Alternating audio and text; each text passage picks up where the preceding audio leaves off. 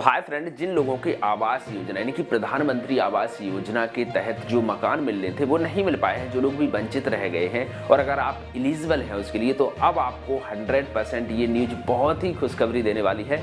क्योंकि अभी क्या हुआ, 2021 तक जो भी आवास दिए हुए थे प्रधानमंत्री द्वारा वो पूर्ण हो चुके थे और उसके बाद अब ये टारगेट आगे नहीं बढ़ रहा था।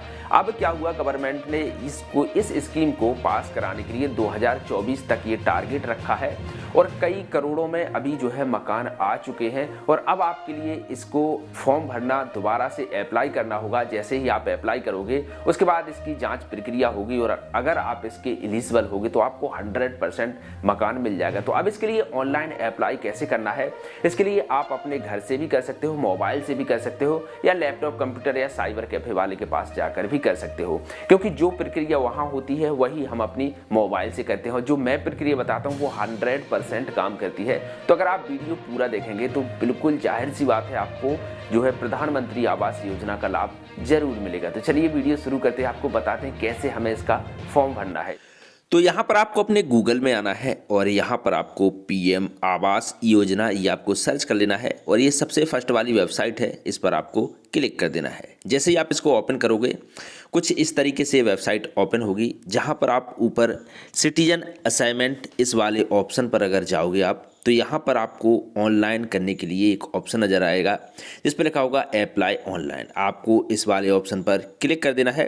जैसे आप यहाँ पर क्लिक करोगे यहाँ पर आपसे पूछा जाएगा कि आधार कार्ड या फिर वर्चुअल आईडी, तो आपके पास इन दोनों में से जो भी हो आप वो यहाँ पर, फिलहाल मैं यहाँ पर आधार कार्ड नंबर डालूंगा तो मैं यहाँ आधार कार्ड पर सिलेक्ट कर लूँगा। उसके बाद यहाँ पर आधार कार्ड नंबर डाल देना है और यहाँ पर जो आधार कार्ड में नाम है वही नाम आपको यहाँ पर बगल में फिल कर देना है। और नाम फिल कर देने के बाद हम नीचे की तरफ जाएंगे और यहाँ पर आपको इस बॉक्स पर क्लिक कर देना है और उसके बाद चेक वाले ऑप्शन पर आपको क्लिक कर देना है। जैसे ही आप यहाँ पर क्लिक करोगे आपके सामने अगले कुछ इस तरीके से एक फॉर्म ओपन होकर के आ जाएगा। अब आपको देखिए इस फॉर्म को भरना है। सबसे ऊपर आपको अपनी पूरी इन्फॉर्मेशन आपकी ही भरी जानी है। भले ही फॉर्म बहुत बड़ा दिख रहा है लेकिन ये बहुत ही जो है ईजी चीज़ें हैं जो कि आपकी पर्सनल डिटेल्स है। चलिए आपको बता देते हैं। देखिए सबसे ऊपर आपको स्टेट सेलेक्ट करना है, उसके बाद आपको यहाँ पर अपना ज़िला सेलेक्ट करना है, उसके बाद आपको यहाँ पर अपना शहर कस्बे का नाम आएगा और ये सिलेक्शन जैसे ही आप करोगे उसी में आएगा। उसके बाद आपको यहाँ पर अपना नाम डाल देना है। उसके बाद आपको यहाँ पर मेल फीमेल मतलब जो भी आप मुखिया हो, अगर आप महिला के नाम से भर रहे हैं तो औरत फीमेल सेलेक्ट करेंगे। इसके बाद यहाँ पर पिता का नाम, यहाँ पर कितनी आयु है आपको वो डाल देनी है। और अब देखिए नीचे ये सब भर देने के बाद नीचे यहाँ पर आपको आपकी पूरी एड्रेस आपको यहाँ पर फिल करना है। एड्रेस में क्या है, देखिए जैसे ही आप ये सब चीज़ भर लेते हो तो आधा तो आपका एड्रेस भर के ही आ जाता है, जैसे राज्य, ज़िले का नाम, बकाया का आपको गांव वगैरह भरना है। जैसे यहाँ पर आपको मकान संख्या भरनी है, ये आपके आधार कार्ड में दी हुई होगी। उसके बाद यहाँ पर मोहल्ले का नाम, अगर आप अपने गाँव से आप बिलोंग करते हो तो आप अपने गांव का नाम रखिएगा। शहर का नाम, राज्य का नाम हो गया, यहाँ जिला का नाम हो गया, ठीक है ना। उसके बाद आपको यहाँ नीचे पिन कोड भी आपको मांगा जाएगा, तो आपके जो क्षेत्र गांव का पिन कोड है वो आप डाल दीजिएगा। यहाँ पर अपना एक मोबाइल नंबर दे दीजिएगा।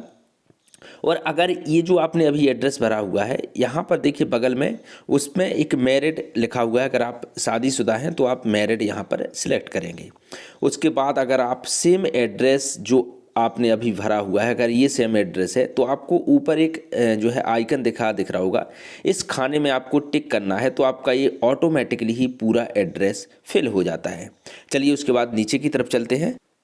तो नीचे की तरफ हम स्क्रॉल करते हैं तो यहाँ पर आपको कोई एक पहचान पत्र सिलेक्ट कर लेना है, जैसे वोटर आईडी, पैन कार्ड, बहुत सारे पूछता है। यहाँ पर आपके पास जो भी हो वो आप सिलेक्ट कर लीजिएगा। मैं फ़िलहाल यहाँ पर ड्राइविंग लाइसेंस सिलेक्ट कर देता हूँ और उसके बाद आपको यहाँ बगल में उस ड्राइविंग लाइसेंस का नंबर डालना होगा। ड्राइविंग लाइसेंस नंबर डालने के बाद अब आपको नीचे यहाँ पर परिवार के सदस्य यहाँ पर आपको जोड़ने होंगे। जैसे यहाँ पर सदस्य का नाम मतलब आपके घर में और कितने लोग हैं, ठीक, चाहे वो छोटे बच्चे हों या बड़े हों। यहाँ पर उससे संबंध आप यहाँ पर सिलेक्ट करेंगे तो उसके पति, पत्नी, बच्चे मतलब जो भी हैं वो सारे उनसे आपका क्या संबंध है आप वो डालेंगे। लिंग, वो जो अगला सदस्य है वो मेल है, फीमेल है, उसकी उम्र कितनी है और यहाँ पर उसका आधार कार्ड संख्या आपको यहाँ पर डाल देनी है। ये सब डाल देने के बाद अगर आप कोई अन्य और पहचान पत्र है तो आप वो भी यहाँ से सिलेक्ट कर सकते हैं, अगर नहीं करना है तो कोई दिक्कत नहीं है। उसके बाद यहाँ बगल में आपको एक ऐड का आइकन दिखाई दे जाएगा। आपको इस ऐड वाले आइकन पर क्लिक करना है तो आपके जो परिवार का सदस्य है वो जुड़ चुका है। उसके बाद अगर और भी जितने आप सदस्य जुड़ेंगे तो आपको ऐड पर क्लिक करते जाना है और यहाँ से उनके नाम डिटेल्स भरते जाइएगा। अब आपको यहाँ से कास्ट सिलेक्ट करनी होगी, यानी कि जाति हिंदू, मुस्लिम और सिख, ईसाई, इस तरीके से आएंगी। तो आपकी जो भी कास्ट है आप वो सिलेक्ट कीजिएगा। बगल में आपको एक और ऑप्शन आएगा SC ST या OBC, जिस कैटेगरी के अंतर्गत आते हो आपको वो यहाँ से सिलेक्ट करना है। यहाँ पर विकलांगता की श्रेणी में है तो आप यस करेंगे, अगर नहीं है तो आप नो करेंगे। तो अगर आपका पहले से मकान है, यहाँ पर लिखा हुआ है क्या परिवार के पास भारत में कहीं भी अपना मकान है, तो आप यस करेंगे, नहीं है तो आप नो करेंगे। अगर यस करते हैं तो यहाँ पर आपका मकान जहाँ पर भी है वहाँ का आपको स्टेट, डिस्ट्रिक्ट और अपने गांव और पिन कोड ये सब डालना होगा।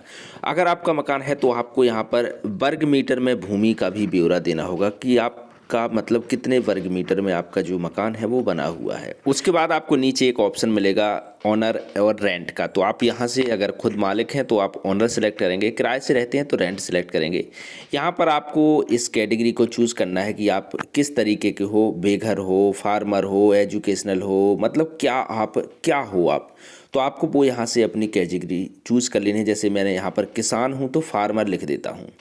उसके बाद यहाँ पर सबसे नीचे हम यहाँ पर जाते हैं तो परिवार की आपको मासिक आय लिखनी होगी, यानी कि एक महीने में आपकी जो मासिक आय है वो कितनी है, तो आपको वो यहाँ पर टाइप करनी है।